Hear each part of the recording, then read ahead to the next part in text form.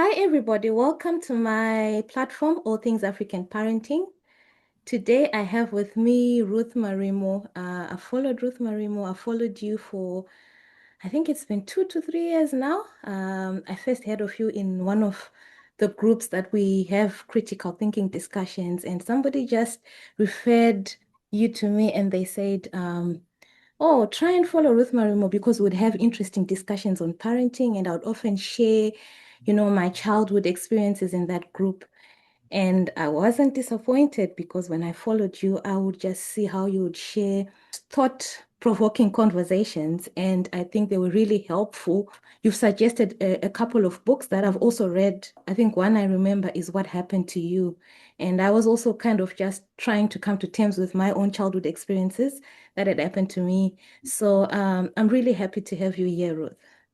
Thank you so much. I'm really happy to be here as well. You know that I'm deeply passionate about parenting, but obviously that comes from, I think, a place of having a different experience as a child, you Mm-hmm. know. Mm-hmm. That is, it's like it's unfortunate that something has to happen to us for us to actually kind of start thinking out of the box or to even examine our own cultures and our own families and why we do the things we do. So this is something that is a topic that I talk constantly about, even though I technically have adult children now, but I still, talk about it almost every day.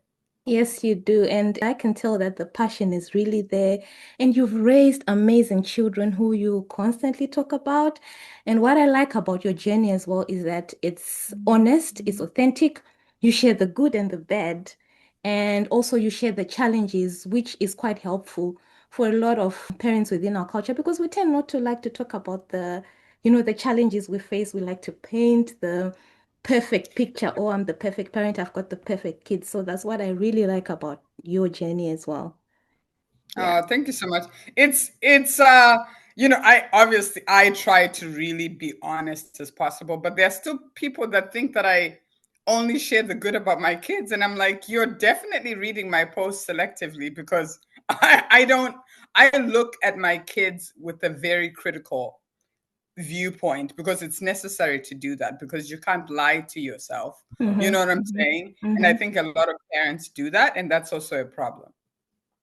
Yes, I think we like to think that, oh, our children are perfect. We see them as, those innocent children, but actually they do make mistakes. They're human just as much as we are human as well.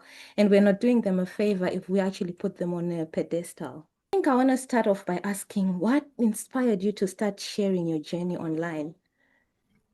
Oh, so that's how I came to that is really interesting because you know that I am just very everything about who I am, my identity is very out of the norm or out of the box for a lot of Africans. Well, first of all, I was orphaned as a 5-year-old. My mom took her own life when I was 5, and then my father never came to claim me. So my mother's side of the family raised me, and so I grew up living at different aunt and uncle's homes till the time I was 18. I did spend my longest stretch about 10 to 18 with my mom's youngest sister. So one home was where I spent the most time from 10 to 18 years. Mm-hmm, But throughout my growing up, mm-hmm, and even though my aunt paid for my school fees, I went to a good school, I went to an A school, mm-hmm. I did well educationally. At home, I was never treated like my cousins. So at some point, I really had to reconcile with the trauma of being an orphan child and being othered in my culture in Mm-hmm. so many different ways, which, Mm-hmm. I've written a memoir, Mm-hmm. that has been re-edited and so I think, so that happened. So that's one thing that made me different. I'm an orphan, right? So like Mm-hmm. I start to talk about my experience as an orphan, and obviously my family doesn't like that. Even Africans don't appreciate that because we have Mm-hmm. this idea that you should just be grateful Mm-hmm. that someone took care of you. But like actually, all of these ways that I was treated, no matter how small, they impacted me as a human being. So Mm-hmm. there was that. And then about in 2008, 2007, 2008, I was married to my children's father. Mm-hmm. and it was an abusive marriage. But at the same time, I was also really struggling with my sexuality. Mm-hmm. I had known that I was a different girl. Mm-hmm. Ironically enough, like people from my high school, when I came out, everybody was just like, "Oh, that makes sense. That's what you were," because I had always been a different Mm-hmm. kind of girl, but I had never actually like looked at that because I grew up in a culture where I didn't see gay women. I didn't Mm-hmm. see, so I had no reference to even understand myself until I was older. So at the same time that I was separating and getting a divorce from my ex-husband, I came out publicly as a lesbian. So that was like, and then, and then at the same time, like, my ex tried to have me deported. I was in jail. I ended up writing my memoir. Well, when I came out and my memoir was published, what happened was Zimbabwean media started hijacking my interviews and printing them on Mm-hmm. Zimbabwean media pages. Mm-hmm. Mm-hmm. And if I tell you the kind of death threats and the kind of just hatred I started receiving from African, from even people I went to high school with, my own family members. For example, I haven't spoken to my favorite childhood aunt and uncle since I came out because my aunt, who had been my favorite aunt growing up, wrote me an email saying because of her religious beliefs, she doesn't support who I am. Mm-hmm. So, oh, and then the number one thing people said was how much my kids were going to grow horns, how much my kids are going to hate me, how people couldn't believe that I was doing this to my children, how I was damaging my children. So that is actually what inspired me to actually start actually sharing more about parenting as an out, proud, queer African woman. So Mm-hmm. that's actually what inspired me.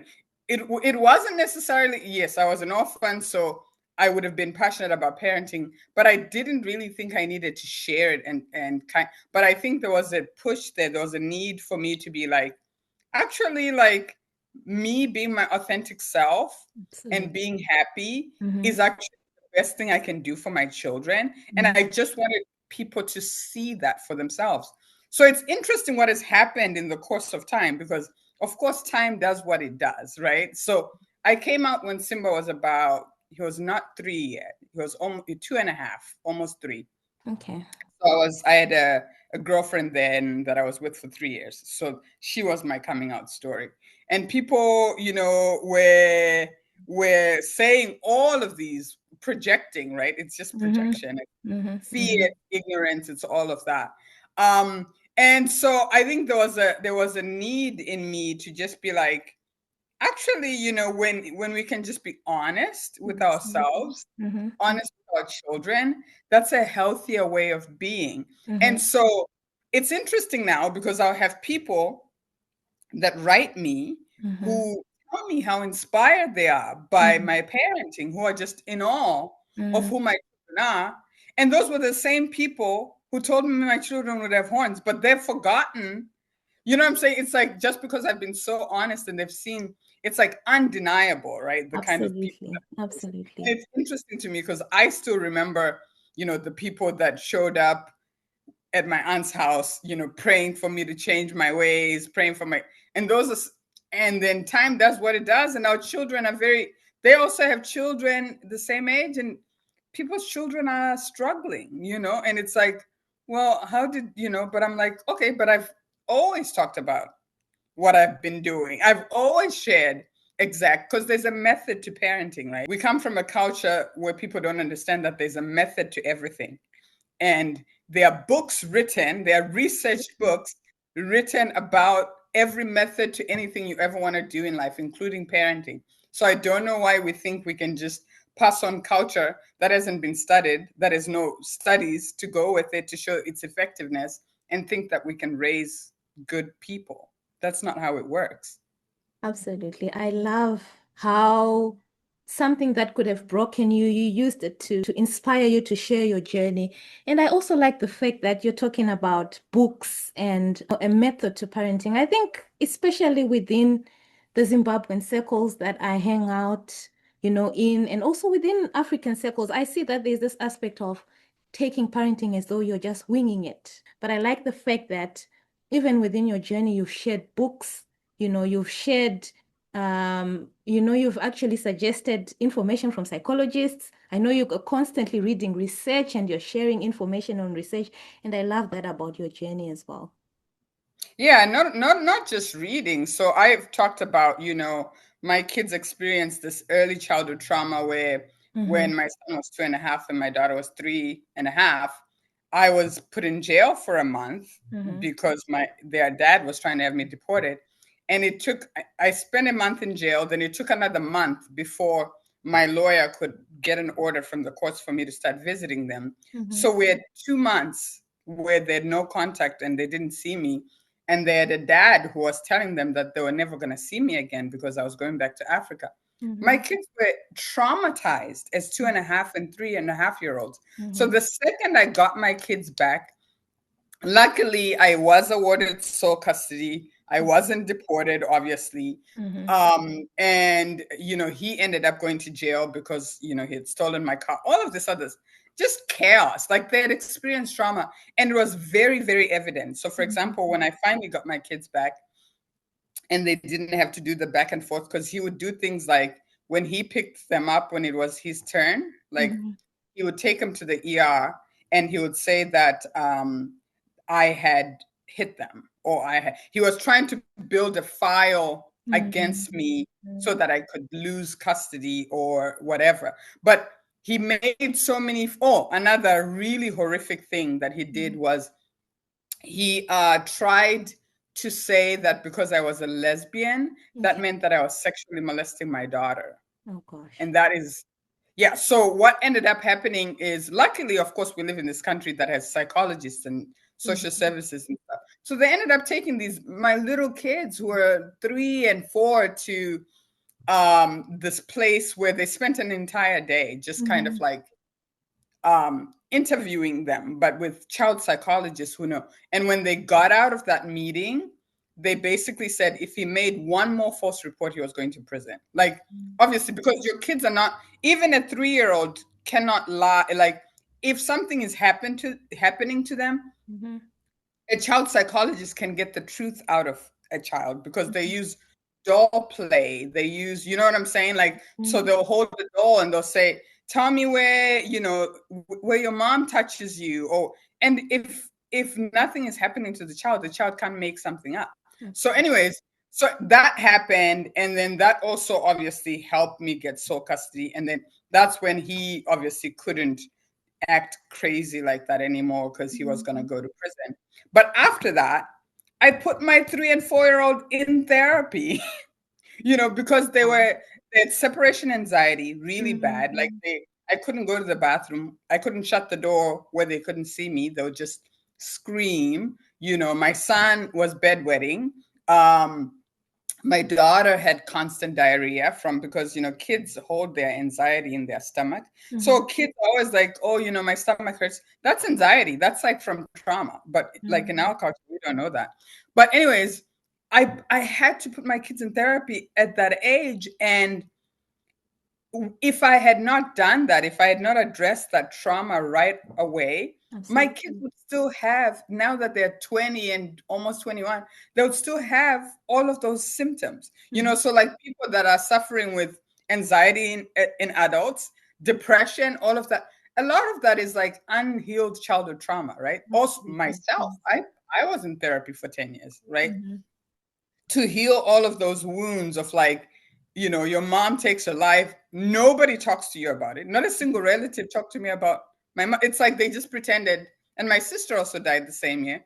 People just pretended as if I fell from a rock. Nobody mentioned. But now, do you know what I realize now as an adult? Yes. Nobody could have talked to me about it because they've never processed their own trauma. Absolutely. Like I tried to bring it up with my aunt maybe 10 years ago, Mm-hmm. my mom's youngest sister. She started to speak about the day that happened, and it was as if she was still stuck. She started wailing, and in that moment I just realized that I've been mad at this woman because she's never talked to me about my mom, but Mm-hmm. that's because she's never processed it. I have done more processing and more healing than Mm-hmm. she ever will. Mm-hmm. So like, but our culture doesn't understand that like the body keeps the score. Things don't happen to you and disappear, you know. Absolutely. But Yeah. anyways, the point I was making was that it's not just about reading books, right? I've also taken the time to heal my own trauma first Mm-hmm. so Mm-hmm. that I can parent from a healed place. And Absolutely. then my children have also experienced their own trauma, and they can only be who they are today because I did something, you Mm-hmm. know. And that doesn't mean that it heals everything completely. We all probably will always be dealing with some residual, you Mm-hmm. know, something, but it makes a difference to address things and actually deal with, instead of just pretending as if, you know, nothing ever happened and everything was good, you know. We wonder why like our cultures are so violent, right? So Absolutely. tragic. Where Yes. but it's like everyone is traumatized. There's so Mm-hmm. much unhealed trauma, and Mm-hmm. people think, you know, prayer and stuff, but the people that I know that are prayerful are still crying about the things that they've been crying and praying for 10 years ago. I went to therapy. Who I was dealing with, whether it's the abandonment from losing my mom or Mm-hmm. the what happened with my ex, who I was 10 years ago and who I am today about those things, how I view them is very different because therapy actually works. Mm-hmm. You actually move past and have a different perspective, and you're not as impacted, and so you're not projecting your Mm-hmm. pain Mm-hmm. everywhere you go, you know. No, I absolutely love that. And I don't think I've got much to add to that. You've spoken about our culture that thinks everything is solved by religion and prayer. While some people find it useful, I think when it comes to trauma, it's really useful to go to medical experts, psychologists, because really, even after you pray, you will still have to address your issues. So, I mean, if somebody feels prayer is helpful, personally, I think you do need to find an expert and actually address your own trauma. People also need to understand that children also have, you know, like I'm saying that my children experience this trauma of separation from me and having a father who was very like obsessed with destroying me. Well, that affected them as three, you know, as young as they were. Mm-hmm. Their trauma needed to be addressed then. Mm-hmm. Because even if I had waited to then wait till they were teenagers to get them in, they wouldn't be the same people. That trauma, you know, the fact that they had a therapist who came every day and she did, and it looked like they were just playing, you know, she would draw with them, should, but then as the weeks go, you could see that their separation anxiety got better. You know, their all of these things got better. And it's like, oh my God, therapy works, even for like children. So that's I just want people to know that if your child experiences anything traumatic, right? Mm-hmm. We have to understand that even at young ages, that should be addressed because that Agreed. also impacts, you know, who they become I later agree. in life as well. I Yeah. I absolutely agree with that. And something as small as play therapy, you think it's not really useful, but actually helps them a lot in that it's helping them emotionally, it's helping them socially, it's helping them. So if you're a child, you experience all these adult issues where you're experiencing separation anxiety with your mom, all those things. If you are able to go through therapy, through play, through, are you actually able to heal some of those issues or some of those problems? Yeah, I see a lot of parents who are in the diaspora who Mm-hmm. left their children back home, let's say, and then they're reunited with them, and then they are, you know, they're expressing all of these issues that they're having with the child, and I'm like, you know, your child has huge abandonment trauma. Like even when you're doing it, you left for their good to build a better life for them, but Absolutely. the human psyche doesn't understand that that separation, it's they still needed to be nurtured, and there's still an abandonment issue that's going to come up with that. So and I don't see people addressing that at all. I'm like, yeah, when your children finally join you and you don't recognize who they are, well, that's Mm-hmm. because they still feel abandoned, even if you are sending money, you know, so that they don't, the psyche doesn't understand that. The psyche just understands that like my mom left or my dad left or whatever it is, and those something that small is an abandonment trauma that needs to be addressed. So it's not like you have to die in order for your child to experience abandonment. Agree. So there's just so Mhm. much we don't really understand about the human psyche and how trauma impacts children. No, I absolutely agree with you on there. Maybe, on another day we could just talk about trauma, adverse childhood, experiences when we've got a bit of time. But I think it's a subject that really needs time. We'll tap into that on another day. So I'm also thinking, how has parenting changed you as a person? It definitely, there are certain things about parenting that were automatically healing. I think, I don't know if I've talked about this publicly, but before I had my daughter, Mm-hmm. before I had started therapy, and before that, from the age of about 5 when my mom died till the day I had my daughter when I was 24, I would say 6 months or so, I would just like, when I was alone, I would just feel the need to just like weep. It's interesting how like I never had depression but I did this thing where like there was just this deep sadness. But when I gave birth to my daughter, Mm-hmm. that lifted. Like there was something about, and I don't know if that's like just the mother-daughter thing, Mm-hmm. from my own losing my own mom as a little girl. But so there was that kind of healing that happened. That's kind of like, ooh, that even I am like, I don't understand what that was. So that was the first thing that I noticed, that there was definitely like something deeply healing that happened just by having, my first child. But then it also changed me in ways that I then had to actually address my trauma, right? Like I actually had to be like, oh man, I mean, look, what has happened in my family? How have people been parented, and how, so it made me actually look at not just my family, my culture critically. It made me look at all of these things because I was like, I know that the way that I was raised, there were a lot of things wrong with it. There were a lot of things.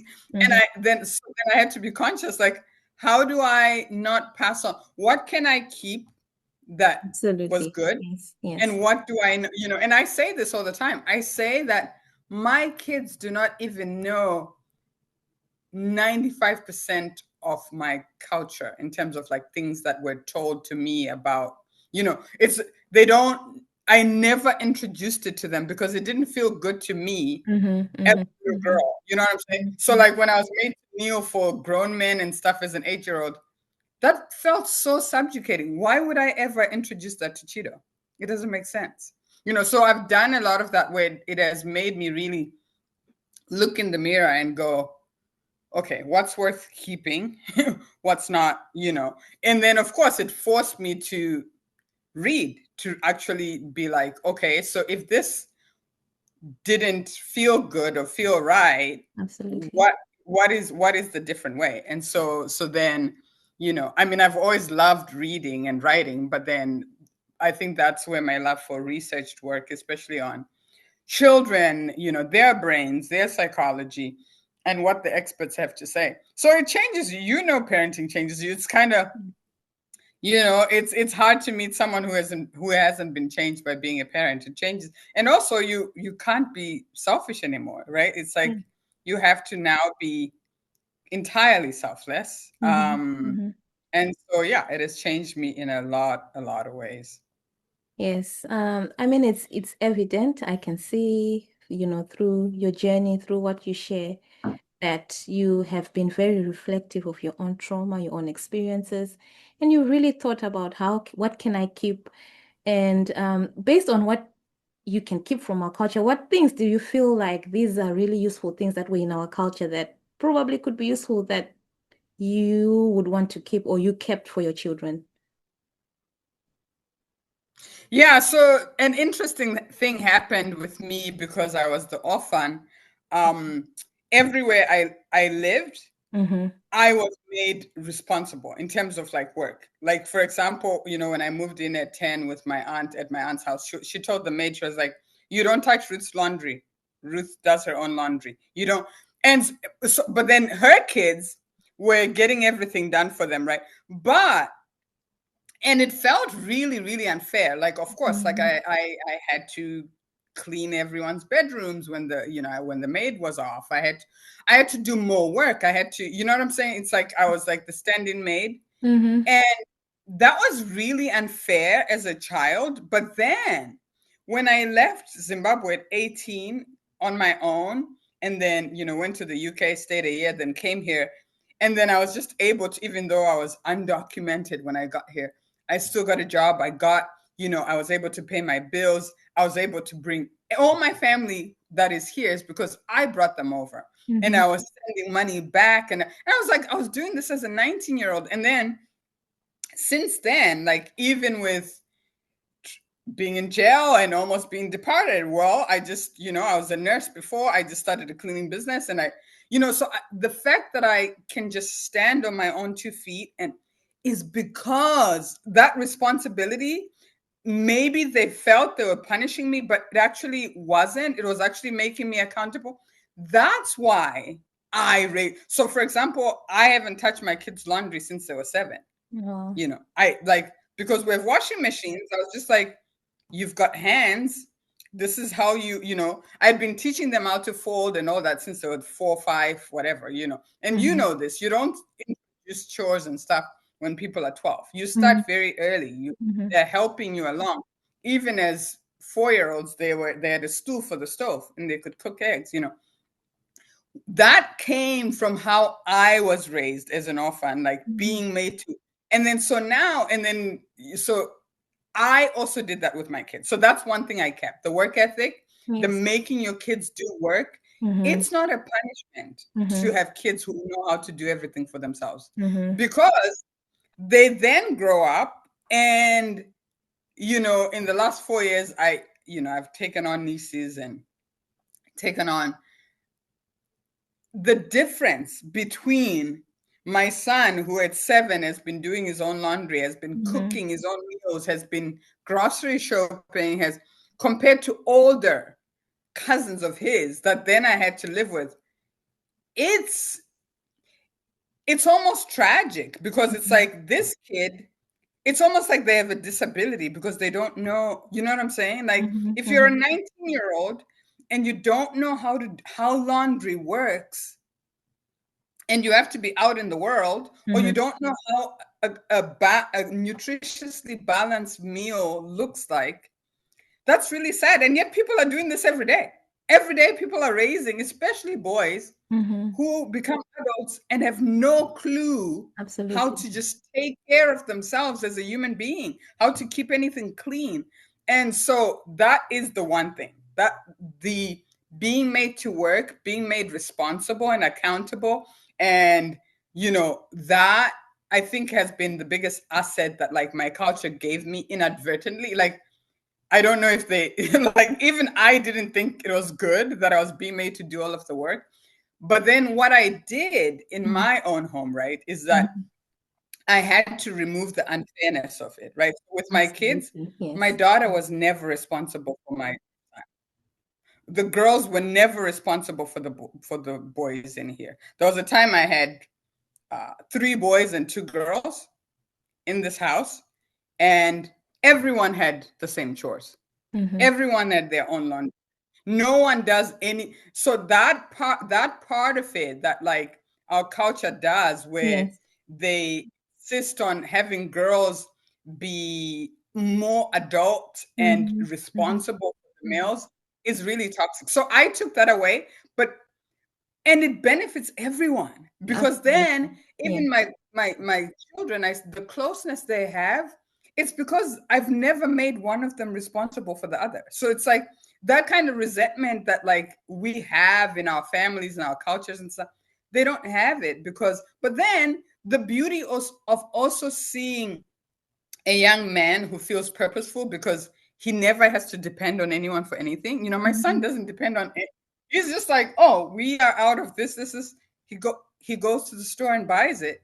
He comes home and he cooks it. But that's because he's been doing that ever since he's been driving at 14. You know what I'm saying? And before that, they were responsible for writing grocery lists and all of this stuff. So that is the number one thing. And I think I don't know if there's anything else beyond that, to be honest.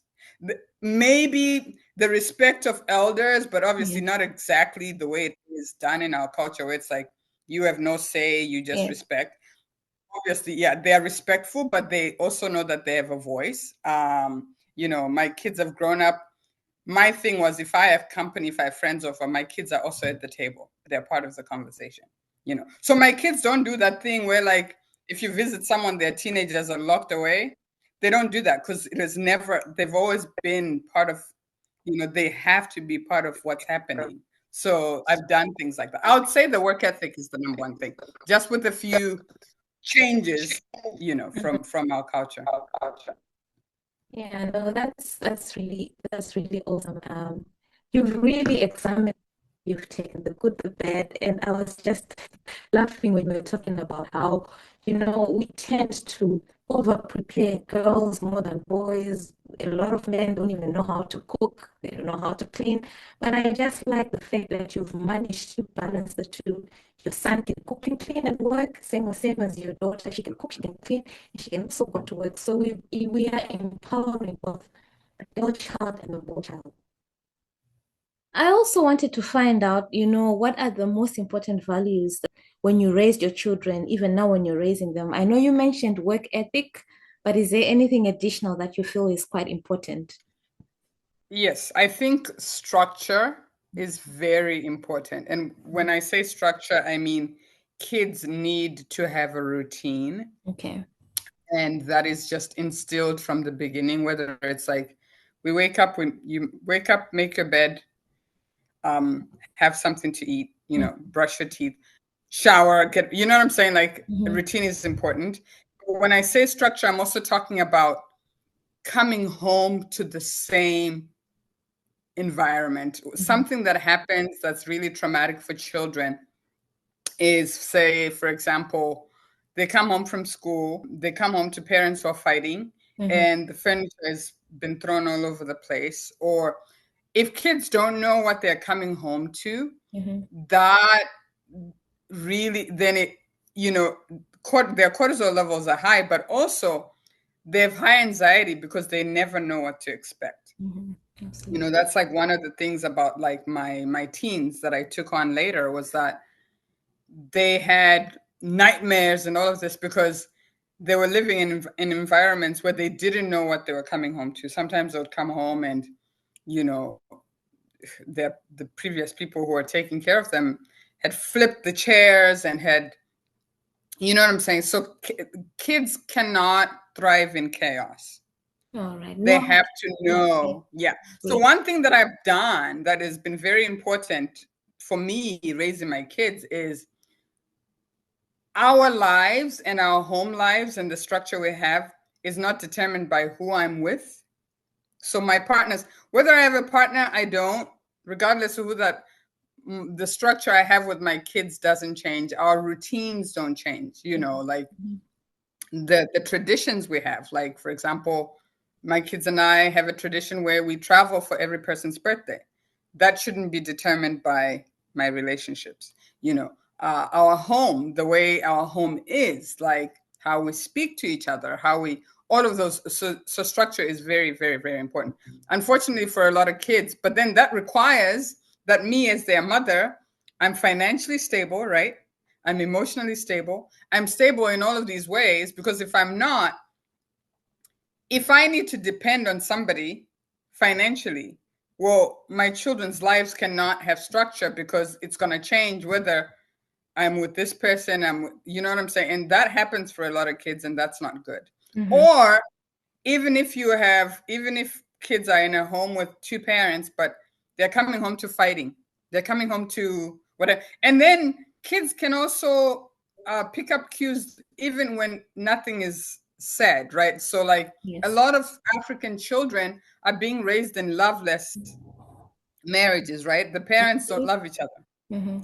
Yeah. So even if they are not physically fighting in front of the children can just see that there's no love here, Mm-hmm. right? It's so all of those kinds of, like, little things, like, kids just need a place, they need a home that is structure, Mm-hmm. where they can feel like it's home for them. You have to make your homes so that it's a place where it was funny because like my kids and as teenagers would call me with their friends on the speaker to get out of doing things with their friends because they want to come home. So they'll be like, "Oh yeah, mom, my friends wanted to do this, but yeah, you needed us home for something, right?" So it's like they actually They enjoy being with you. Yeah.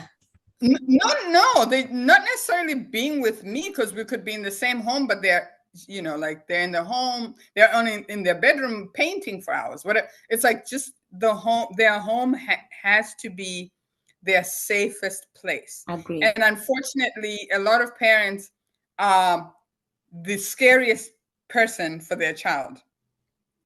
And it's not scary in like maybe the parent yells. No, I'm just talking about like if you create an environment where like your kids can't talk to you about most things, that's already a scary environment for your child. Agreed. If Yeah. you create an environment where like kids cannot come to you.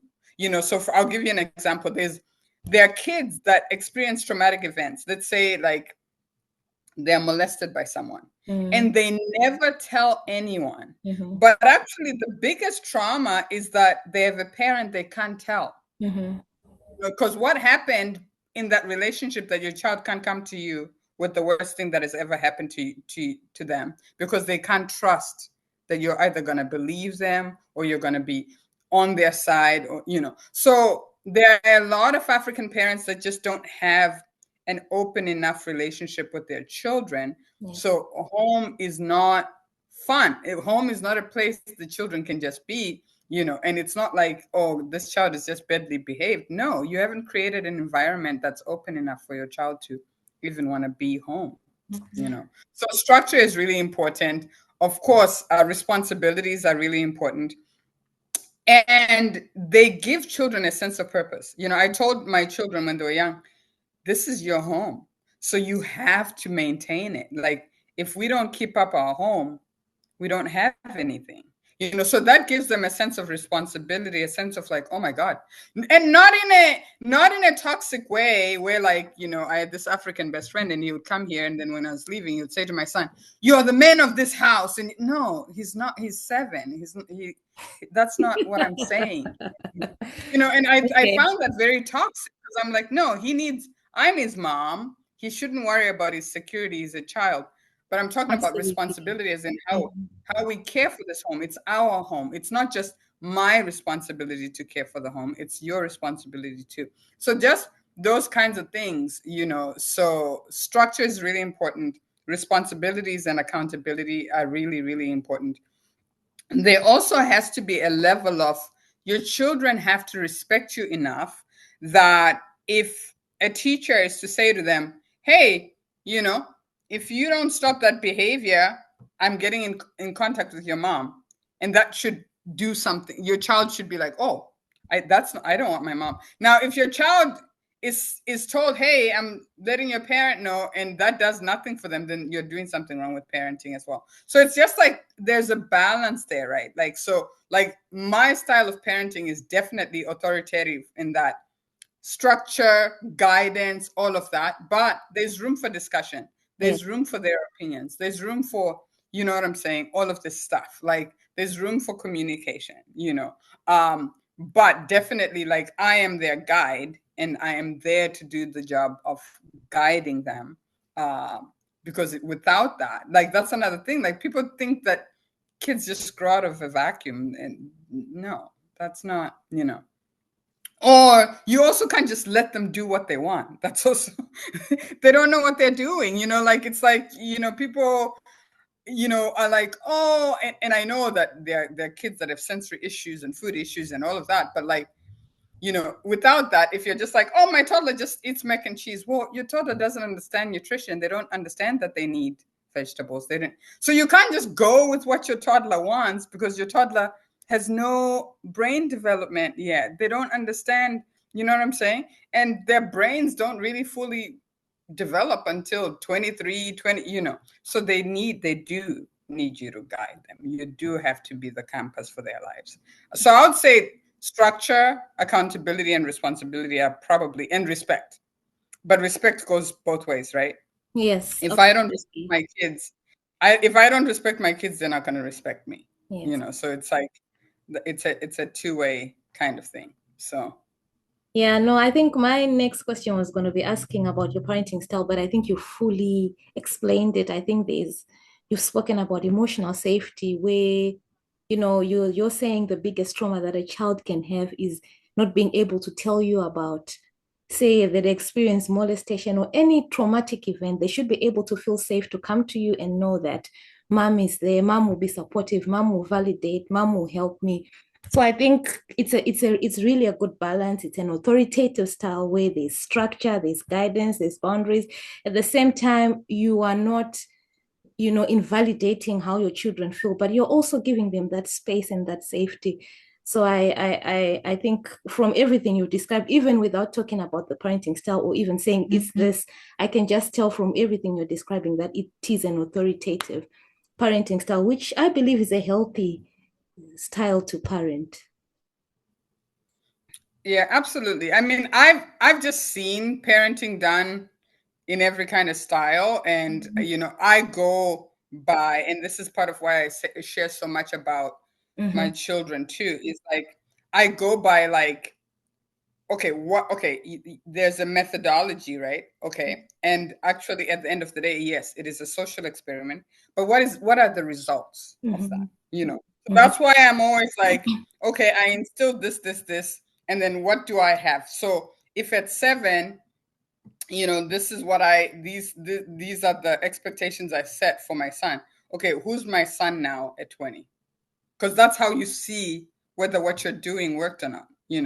And then I also do this thing where I do compare who my kids are to other people's kids, because then that helps me know whether what I was doing makes sense or not. Mm-hmm. And when I make that comparison, man, I don't know what African parents are doing in the diaspora, but man, it's very tragic. I think back home parents are also now having a lot of issues. But I think, like, when we grew up, Mm-hmm. we turned out okay for the most part, even though our parents were not like purposefully parenting. But that's because I think we had a village. You know what I'm saying? Like, Mm-hmm. for example, in all of the ways that I was othered and all of that, I had my grandmother who loved me so much. And like, so that's why I'm together, is because even though all of this other stuff was happening, Mm-hmm. I had a village around me. So there was someone who gave me the nurturing that I needed, right? There were people that, but then in the diaspora, the village is gone. So you as a parent have to stand in for the village. And if you are not, so we have a greater burden of being Absolutely. purposeful, Yes. because our kids don't have the village that existed when we were growing up. And of course, people back home also now don't have a village because everyone is migrated, right? So it's like you as a parent have to really kind of stand in and give your children kind of like a village type of support. They have to be able to just talk to you about anything. I mean, the things my kids talk to me about, I think about it sometimes and I'm like, I could have never dreamt of talking about that with an adult. Mm-hmm. As it could have, and to them it's nothing. It's just like, my daughter, it'll be dinner and she'll be like sitting at dinner and 13, 14, and she'll be like, oh my god, my period is so heavy right now. And it's like, because, well, first of all, no one made it shameful. She just grew up knowing this is a normal part of being a female in a female Absolutely. body. Yeah. And nobody, my son also grew up here in the same, so it's not surprising to him. Or she can be in the bathroom and she'll yell for her brother to pass her a tampon from my bathroom because it's normal. Like, so just things like that, where like I would have never, I couldn't have even imagined just being able to be like, oh, you know. So just things like that, where we have to understand, how differently our children are growing up, and also the cultures they're growing up in, so we can adjust to that. Absolutely. Absolutely. I agree with everything you're saying. I know you did mention a bit about therapy and you have been to therapies, but as for now, how are you managing your emotional well-being? Well, I mean, I think that you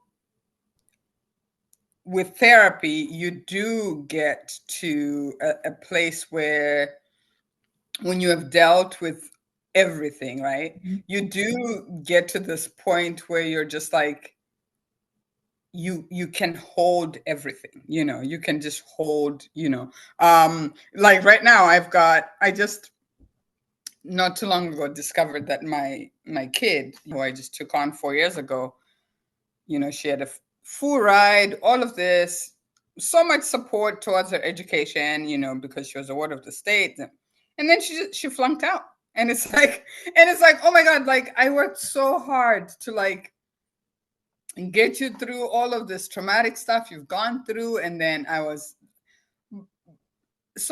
took a trip to work through that, to work through like I have to give up whatever my dream of her life path is. Mhm. And I have to be okay with the fact that I've done absolutely everything I could do. It doesn't mean that I failed. It Mhm. just means that her path is a little different than I envisioned, and that's Mhm. okay. And she is almost an adult. She's going to be an adult. And it's okay that like whatever the outcome of her life is not what I imagined or envisioned in my own head. You know what I'm saying? So I've learned to do things like that where like, when my kids present me with a diversion of like whatever my dream was for them, which Yes. as African parents, I think African parents really struggle with that. First of all, we really shouldn't build such big dreams of our own imagination and put them on our children. You know what I'm saying? Like, we have to allow room for them to make up their own decisions. So Mhm. my kids have actually challenged me a lot because my firstborn, knew what she wanted to do. She's gonna get into medicine.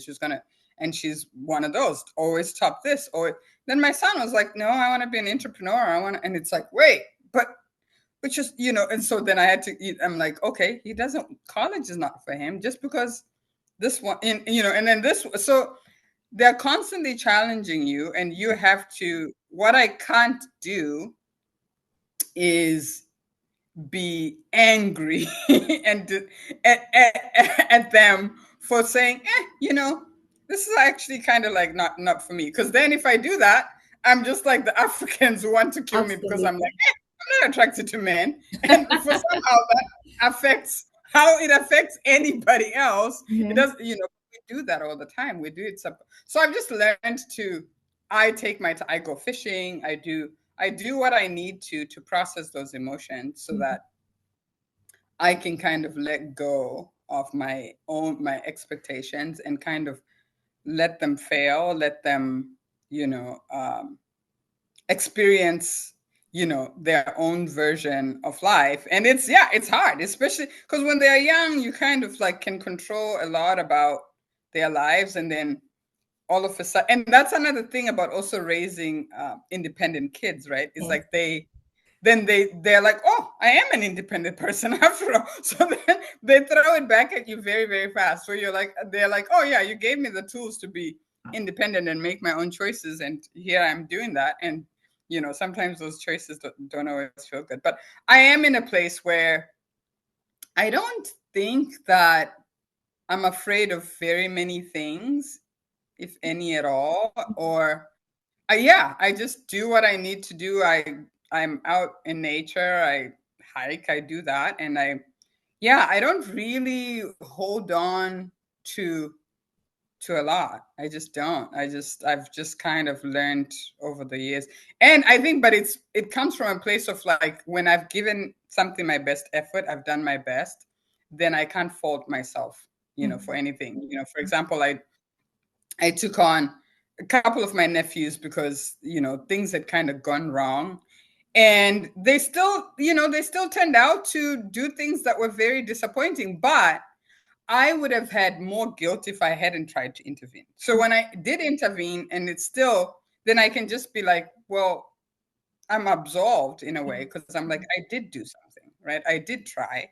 And so then I can sleep at night. I have a conscience, a clear conscience, where I'm like, I didn't just ignore that. I stepped in, I did what I could, and unfortunately, it didn't work. So yeah, no, I don't really, I try not to, yeah, stress about too many things anymore. Yeah, so I hardly ever check in with my therapist now, because I'm just in a place where, like, I don't really struggle holding on to things you know, that are hard.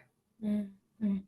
No, that's great to hear. And I think I also remember you shared on one of your posts. I don't know whether it was a personal conversation I had with you, just when I was sharing with you that sometimes, especially when my son was young, I struggled to just be on my own and let him go, maybe to nursery and things like that. And I think you were just encouraging me to have your own identity as apart from just being a mom. And what advice would you actually give to other mothers with regards to that? Oh man, that's a huge. I always it's actually triggering to me when I see, say, someone's Facebook name is like my so so, or my, because I'm like, you can't make your children your identity. Like, it's you know what I'm saying? It's also a burden to your children. Like, part of the reason why my kids are so independent, or Yeah. like why my daughter as a 19-20-year-old could live in Spain for 6 months, and then while she was there, she traveled to 7 countries. And why and that my two 19-year-olds are moving out is because I never, even when they were little, I had weekends where I would drop them off, from at my aunt's or my best friends, and just disappear for the weekend, because I also have to fill my own cup. Mm-hmm. Not only that, but my kids have also always understood that, like, oh my God, our mom has passions and hobbies that have nothing to do with us, But not only has it helped our bond be a healthy one, right? There's no anxious attachment, because everyone can exist and do whatever they're passionate about. You Mm-hmm. know what I'm saying? Mm-hmm. And so there's no, like, my kids, even when for example, when I took on all of these other kids, my kids didn't feel like jealous or anything, because I just made room that, like, there's enough, right? There's just kind of enough of everything. But also, because I am my own person, and I have my own identity and my own things, my kids then are also just like that. Because it's like, your kids are going to learn faster from who you are and Absolutely. what you do, as Mm-hmm. opposed to what you say. You know Mm-hmm. what I'm saying? So I it's agree. so I've talked about this before, because I'll see people that are like, people will say to me, oh, I was just saying to my daughter, look at Cheeto, why can't you be like that way? And I'm like, okay, but Cheeto has seen me take trips, she's seen me wonder, she's seen me, so she can just be that, because she you're telling your daughter to be like Cheeto, but your daughter's never seen you be independent. She's never seen you. Your daughter has never seen you as a mother do anything outside of being a wife and a mother. Absolutely. And then you're expecting, where's your child gonna get it from? Nothing comes out of a vacuum. Your children can only learn from you, and who you are and what you do. So I think a lot of parents have these very ambitious dreams where they're like, I want my child to be adventurous, but you're not adventurous. Where are they gonna, they can't kids cannot learn out of a vacuum. That's why, whether it's a neighborhood, whether it's a suburb, wherever kids grow up, right? So even, let's say, Zimbabwe, Mm-hmm. kids growing up in Bari are gonna behave a certain way. Kids growing up in Mount Pleasant are behaving a certain way. Why do you think that is? Because they are shaped by their environment, and the home environment being the most important. So you have to act. If and I've talked about this a lot, Kuti. You as a mother, you worship your pastor, you worship going to church, you do the you prioritize. Even in your home, you don't even have portraits of your children, you got portraits of whatever. But then somehow you want your child to be this adventurous. How? You're not curious about life. You're passionate about this one thing. You're more passionate about that than you are about your kids. So how then do you expect these kids to? And I mean, I see the aftermath of that. Like, there are kids here raised by Zimbabweans who are already in institutions, who are, because the way kids react to that disconnection in this culture Mm-hmm. is very different from how we would have reacted, in the cultures that we grew up in. And Absolutely. parents have no idea, Kuti, how is my child so, and I'm like, well, but you didn't connect with yourself, you didn't connect with them, and you don't understand why your child is lost, Mm-hmm. you know. So I could talk for hours about that. Yes, yes. You could. And I think it's something that has also helped me in my own parenting journey to just, pursue my own interests, develop my own identity, pursue my own goals, pursue my own dreams, and not just focus on this whole identity of being a mother. Because as well, when I feel in my own cup as well, it benefits the child. It absolutely does. And also, but you also have to understand that your life with your child is a if you do it right, your children are gonna, like, I'm picking up and moving to Portland because I love the Pacific Northwest. I Mm-hmm. love the outdoors. And my youngest are 19. But I'm like, hey, we're gonna live in entirely different parts of the country, right? But if I had just poured into I'm just a mother, well, then I would be clamoring, right? Like, now when my kids want to do their own thing, I'd be so, who would I be if I, Mm-hmm.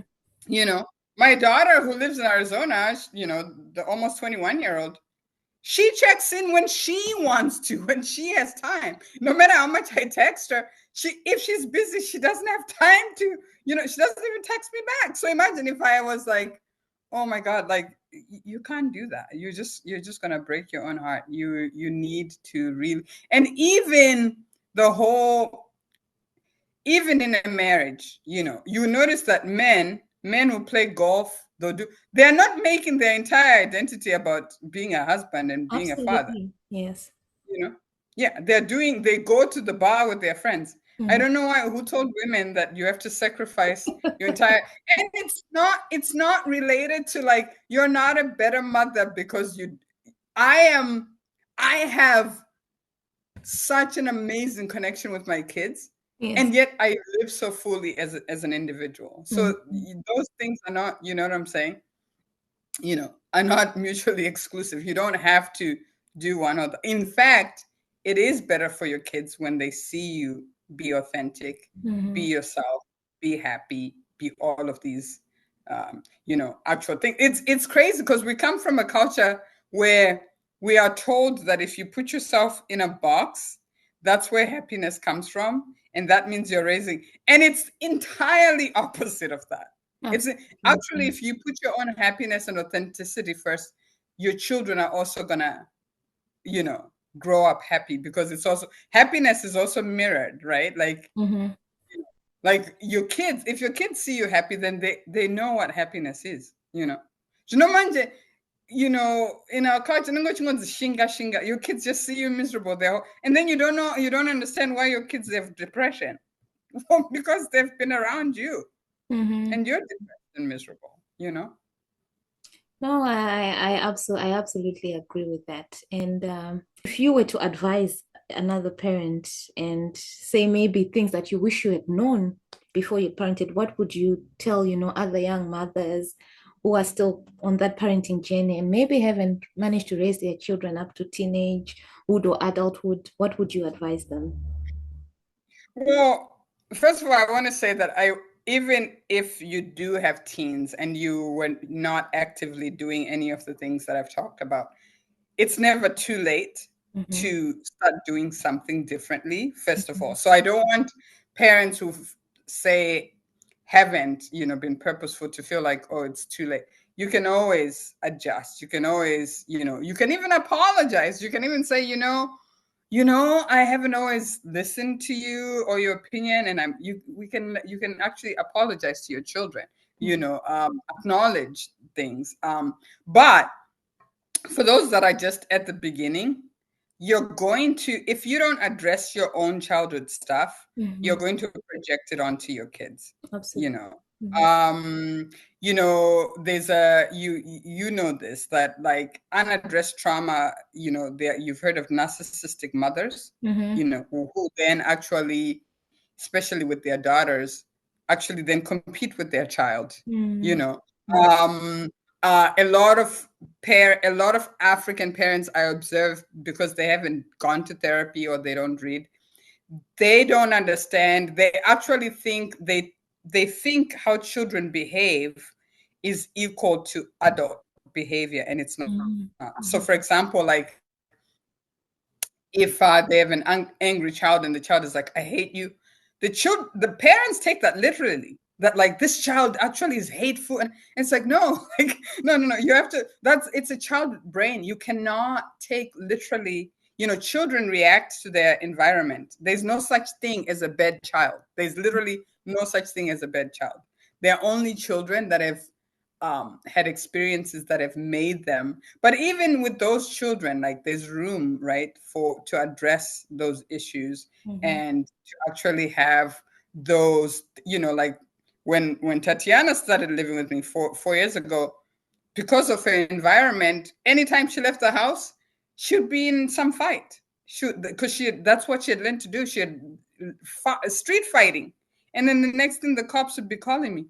But it was like, if she wasn't bad, we had to address that. We had to really like start filing police reports against all of those kids, going to court, going to therapy, and now she doesn't fight anymore. She looks at it and she's like, I can't believe, why did I think I needed to fight people? You know what I'm saying? But then if I had just labeled her as a bad child, no, you have to understand that children are only reacting to their environment. So whatever you can't take child behavior in a literal way, because children are not adults yet. They really, so that's really huge. You have to understand, if your child is behaving in a way you don't understand, you the parent have to get to the bottom of that. Like, what's going on with my child? Why are they all of a sudden, let's say they were an A student, now they're getting C's, and they're, something has happened there, right? Something has happened. So you have to be curious as a parent to your child's behavior and understand that their brain is developing and they're not an adult. So anything they do should, that's why even in court systems, right? Juveniles are not treated the same as adults, Mm-hmm. even if they commit a crime, even because they're just not the same. Those things are not the same. So that's one thing that African parents really don't understand, that yeah, children are not, they're not adults. They're simply responding. What else was I gonna say about, oh, you have to instill anything you want, whatever you want your child to be doing at 12 or 19, you have to instill that at 3 or 4. Mm-hmm. you know um you have to, and we don't do this at all enough as Africans. If you are not in a place to talk to your children about their bodies, about Absolutely. sex, Mm-hmm. sexual abuse, about, get books that are going to help your children learn about their bodies, Mm-hmm. the proper names for private parts, really explain, nobody should be touching you in this part of your body. Nobody, you should not be, explain, relatives, cousins, siblings should never ever do things, because there's a lot of like, even children being abused by older siblings or older cousins. But if no one has ever talked to you about it, then the abuser makes that behavior a normal thing. Mm-hmm. If nobody has ever said, you shouldn't do this, well, how does, I think parents have a lot of assumptions about what children know. And children don't know. They don't know anything. They're blank, So everything that your child is going to learn about the world, first they learn from you.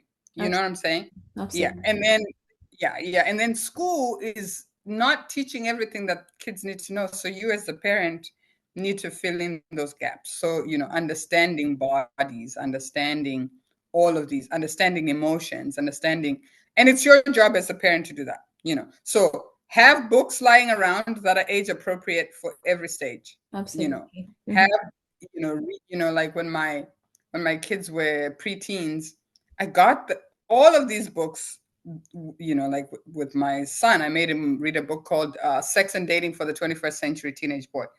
And I would pay him for every chapter he read. We would discuss it, because he needs to understand consent. He needs to understand all of this.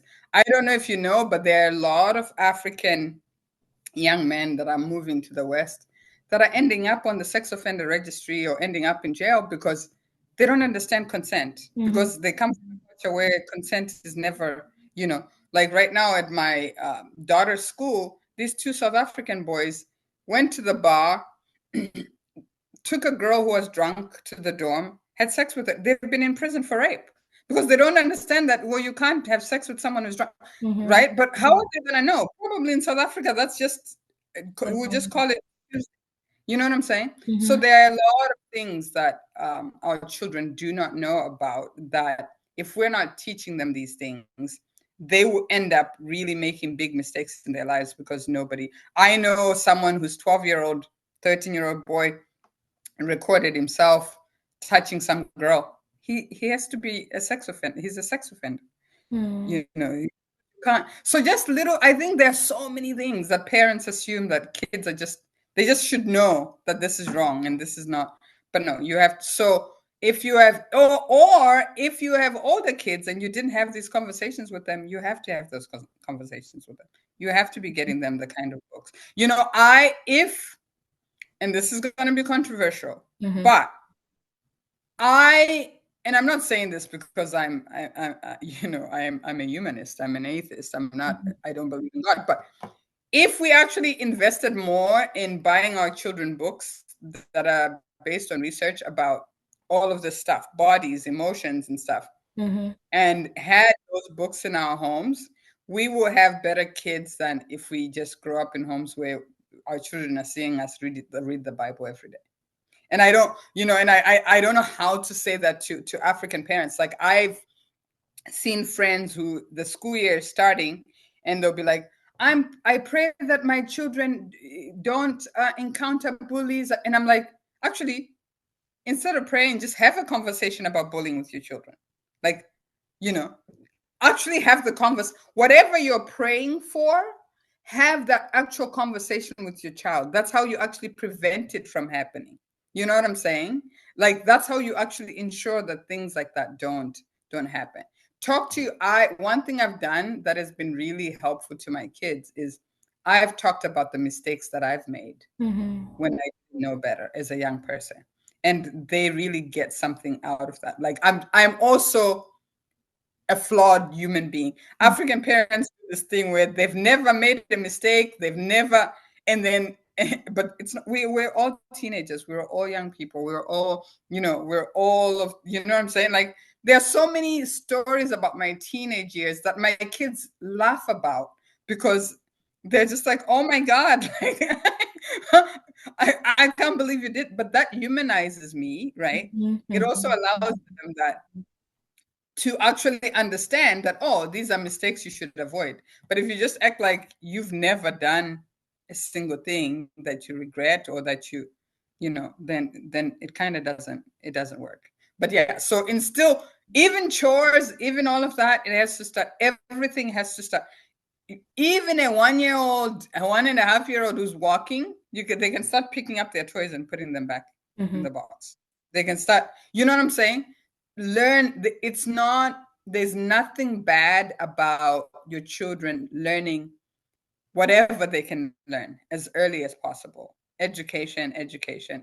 We all see these videos of these Asian kids, 2-3-year-olds that are cooking on open fire already, or doing whatever. Like, look at Chinese kids. They can do, at 6 years old, they can do so many complicated things, but that's because someone just started teaching them early, So yeah, your kids can learn to do anything. You have to teach them. You have to educate them. So educate, teach, be an example, do that. Oh, another thing. I did this thing with my kids where I just understood certain things. And this is even before I read the data. For example, Okay. I just knew that getting a video game console was a bad idea. I just knew that it would steal away from my children's creativity. Okay. I just understood that in my bones. So I didn't have that. So what did my kids spend time doing?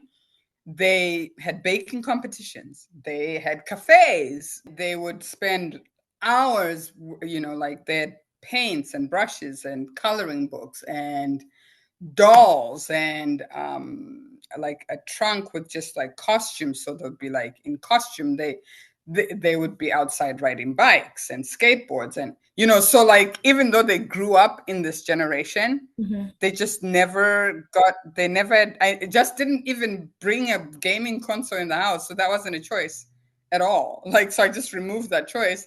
But they didn't miss out on anything because they still, like, they went to friends' houses, right? And they played video games there. But that's once in a while. So now my son, obviously, he's been working since he was 12. He finally did buy himself a PS5 or whatnot. Mm-hmm. But he doesn't he's not addicted to it. The Yeah. things that he loves the most, like he golfs, he goes to the gym, he hangs out with his friends, he has a huge social life. But and now, even when he was a teenager, he stopped wanting to hang out with the kids that just wanted to play video games because there's something called neural pathways. Mm-hmm. And this is something that what are neural pathways? It's like we build roadmaps in our brains based on habits, Mm-hmm. right? Starting, and that's true with the food we eat, the things we do, whatever. It's like if you just start giving soda to your young child, Mm-hmm. well, they're gonna be addicted to soda, right? Just me as the parent deciding, even though yes, this is the craze, everybody's got an Xbox, everybody's got a PS5, whatever, PS4, Mm-hmm. however many generations of that they've had. I was just like, and then now, obviously, now we have like rehab centers for gaming addiction for teens, But then I just prevented that or any whatever just by not having the game in the house in the first place. Mm-hmm. And I'm the parent, and so I could make that, I could make that choice for my kids. So that's another thing, is like, if you have young kids, you have to be brave enough to make choices that maybe even your child doesn't understand. Mm-hmm. They feel like, oh, but everybody else has it, or everybody, and I was just like, no. Another example, football is a big sport here in America. But I was just like, I don't, I said to my son, I was like, I don't want you playing that sport. It's too much head.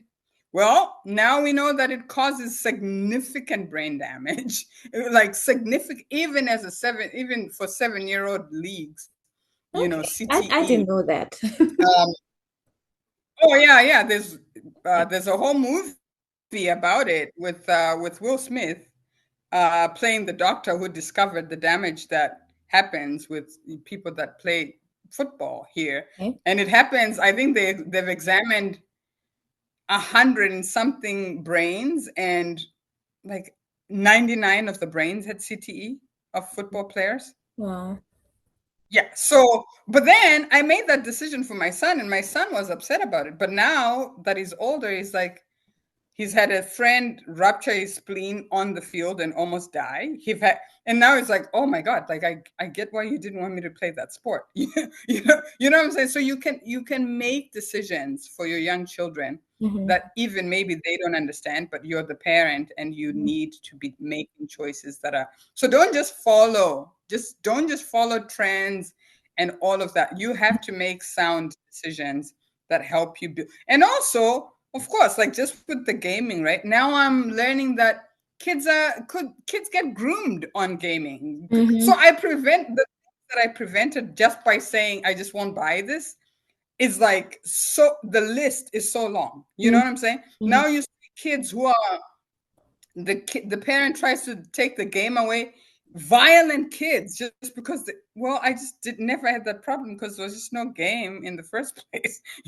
So you have to make decisions as a parent that help you. Even these iPads for little ones, give them a paper and coloring.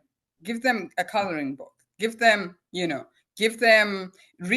now we know the research on even ADHD and all of that, and how that is just made so much worse by kids that are introduced to screens Yes. early on. And Mm-hmm. also, if your child constantly has a screen, and now you see even out in public, you're out to dinner and little kids have screens, how are they learning any social cues if they're just lost in this universe? Absolutely. you know how are they? So it's not, some things look fancy. Some trends look. So now it looks like it's a fancy thing for a 3-year-old to have an iPad, but it's Mm-hmm. actually a really damaging. It's actually a really damaging thing, because your child needs to have contact with you.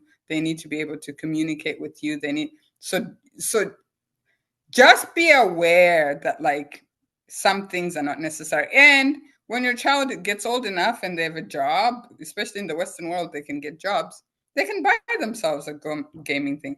By then their neural wiring, the neural pathways have already been formed, so they can't. It's just like, how we grew up back home, and Coca-Cola was like a Christmas thing. Well, we can Yeah. never be addicted to it like Westerners are, because we didn't grow up with it in our fridge every day. I've been here for 27 years and I still don't drink. I don't drink Coca-Cola the way Americans drink it, because they drink it like every second of the day, because that's how they. So that's what that neural pathway does. It's like it Mhm. creates this roadmap where you don't know how to go in any other way because you're so used to something. Absolutely. I agree with you on there. Instead of creating all these multiple choices, sometimes just removing the choice and the choice not being there makes the parenting journey a lot more easier, other than trying to limit, screen time, to say, let's limit to this, let's limit it. Yes. Sometimes it's, Yes, yeah. yes. Or even like with food, people are like, my kids just likes pizza, and well, who bought why is the pizza an option? Why is the pizza in the house? Like, you can just remove the problem by not even having that thing as an option. My kids have no choice but to cook healthy meals, because those are the only ingredients in the fridge. They're not fine. There's no donuts sitting around. So we make life harder for ourselves sometimes for no reason. I think I myself have a lot to take from this whole discussion we've had, and I think a lot of parents will have a lot to take from this. And Ruth, where can people find you, and where can they follow you on social media? Are there any books they can get a hold of? Your own books? Where can Yes, so I've written a memoir called Outsider, Crossing Borders, Breaking Rules. I don't know how it ends, that quote on there. So yeah, if you Google Ruth Marimo in books, my books should come up. But I'm also just on Facebook, Ruth Marimo on Instagram as well. I'm on TikTok, but I'm very infrequent on that. okay. But unfortunately, I'm at the end of my parenting journey, so my parenting stuff is not as regular as it used to be when my kids were actually growing up. But I mean, I still talk about things that I think are important, and a lot of them sound really controversial, because to me they're not controversial. We just come from cultures that don't discuss certain things that I feel like are important. So, but yeah, that's where I can be found. Oh no, that's amazing. I don't think the stuff you discuss or the things you post are controversial within certain cultures. I think it's within our culture where you're questioning a lot of the things that we've normalized. So thank you very much for being on this interview, this Mm. discussion, and as well sharing your journey. Because for me as well, even I'm also trying to take that path of the authoritative parenting style, and I can see how you've raised your children, and I can see how it's worked So for us, for me, it's actually an example where I can say, okay, I know someone who looks like me who's actually taken this path and it's worked.